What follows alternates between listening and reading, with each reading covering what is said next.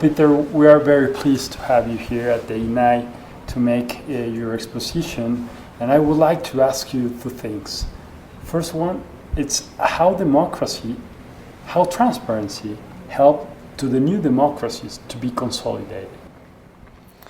It's an excellent question, and it's a very important part of our project, is to understand the links between transparency and the stability of democratic institutions.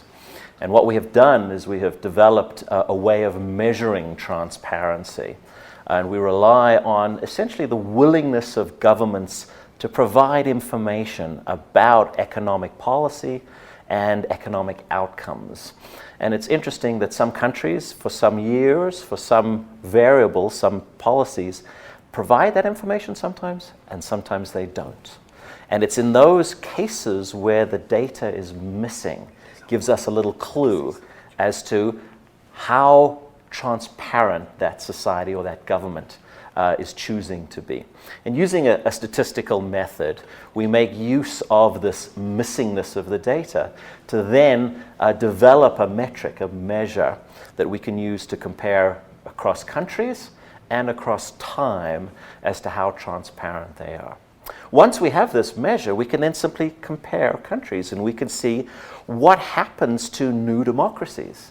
Sometimes new democracies successfully consolidate and they become mature democracies, and their political and democratic institutions become stronger and more cemented in the polity. And sometimes new democracies fail to consolidate and they revert to more autocratic forms of government.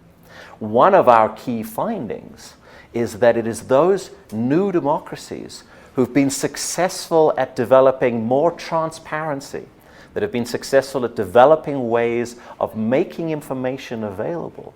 Those new democracies are more likely to be the ones whose democratic institutions become consolidated. Their democratic institutions become more effective.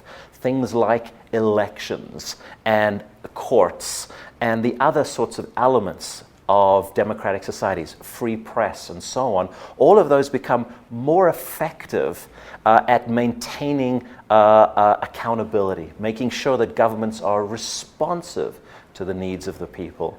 And so transparency enhances these democratic institutions and leads to more democratic survival.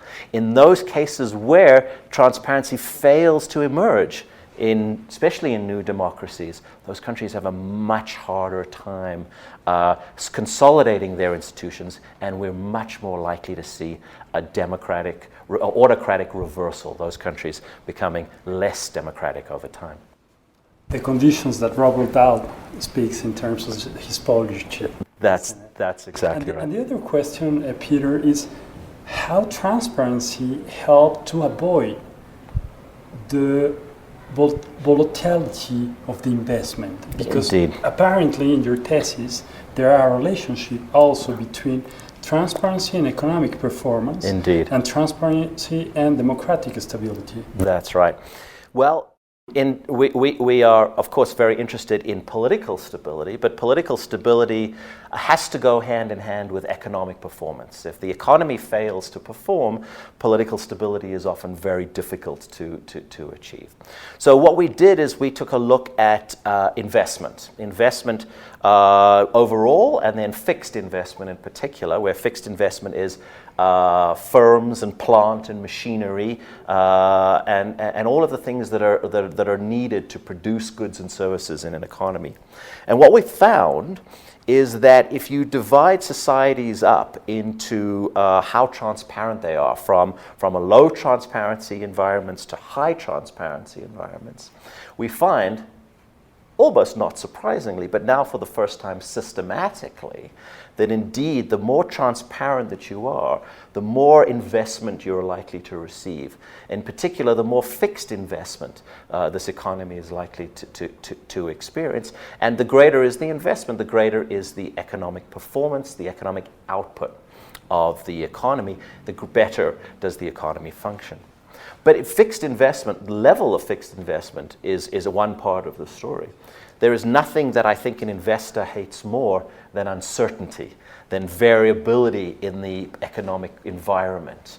And so we asked ourselves as well, can we measure the volatility, the variation, the uncertainty as far as investment flows are concerned? And does that vary by the levels of transparency as well? And strikingly indeed, once again, the more transparent is the polity, is the society, the lower is indeed the variance, the volatility of these investment flows. And this is true for both democratic societies and autocratic societies, but the biggest effect we saw was within democratic societies. Last but not least, it's not in the core of your research, but do you think that information could help to fight inequality, economic and social inequality? It's not a core part of the work that we have done, and I leave it to others who've studied inequality much more closely. But the degree to which inequality can be addressed by better governance, by more accountability, by having people organize politically on this issue, I would say that transparency facilitates that kind of political action, makes that kind of collective behavior more likely, and as a result, we would likely to see improved governance in general, and that may indeed mean improvements in society with respect to poverty and inequality as well. Thank you so much, Peter, for being with us. It's been my pleasure. Thank you for having me.